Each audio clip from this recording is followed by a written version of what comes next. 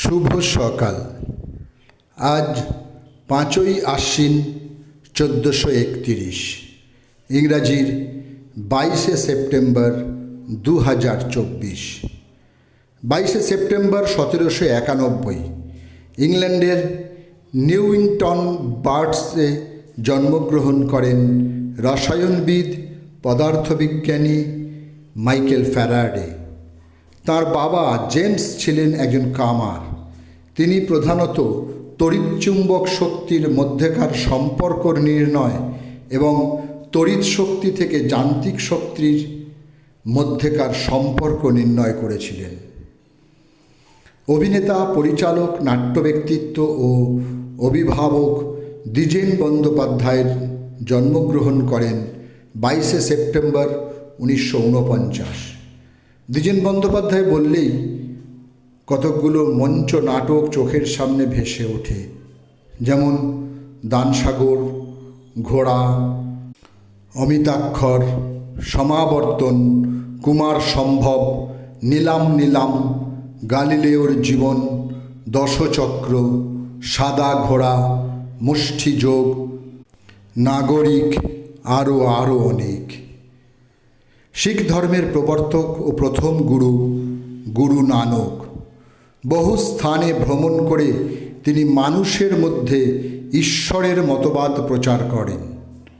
সততা, ভ্রাতৃত্ব ও সদাচরণের ওপর নির্ভর করে একটি অনন্য ধর্মীয়, সামাজিক ও রাজনৈতিক ব্যবস্থা প্রচলন করতে তিনি সক্ষম হন। আজ তাঁর মৃত্যুদিন। সময়টা 1539।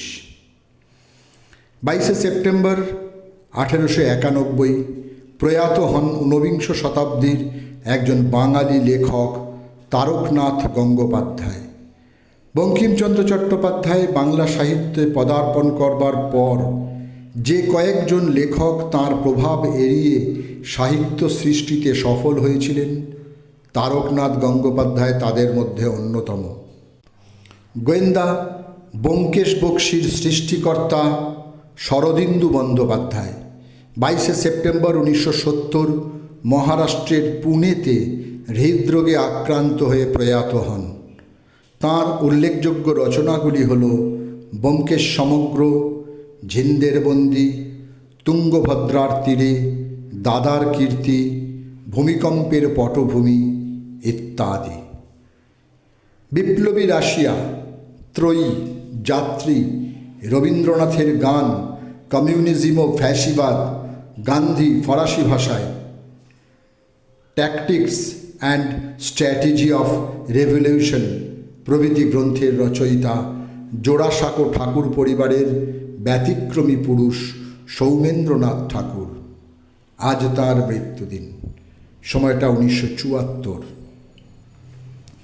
22শে সেপ্টেম্বর 1979 ইহলোক ত্যাগ করেন লেখক প্রমোদ কুমার চট্টোপাধ্যায়। তিনি ছিলেন শিল্পী ও আধ্যাত্মিক বিষয়ক লেখক। তন্ত্র ধর্মের লেখালেখির জন্যই তিনি বিখ্যাত ছিলেন।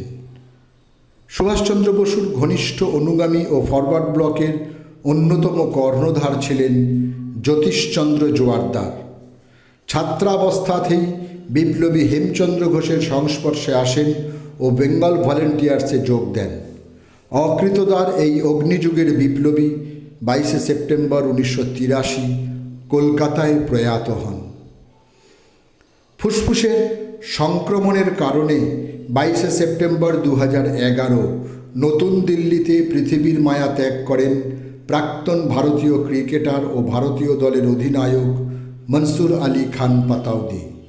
মৃত্যুকালে বয়স হয়েছিল 70 বছর।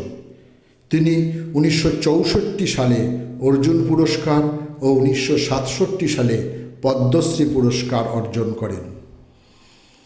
22শে সেপ্টেম্বর 2011 হৃদরোগে আক্রান্ত হয়ে 67 বছর বয়সে শেষ নিঃশ্বাস ত্যাগ করেন পরিচালক সন্দীপ রায়ের জটায়ু অর্থাৎ বিভু ভট্টাচার্য। শিশু শিল্পী হয়ে তার সিনেমার কাজ শুরু হয় সেই 1950 সালে। সকলকেই আমার আনত প্রণাম।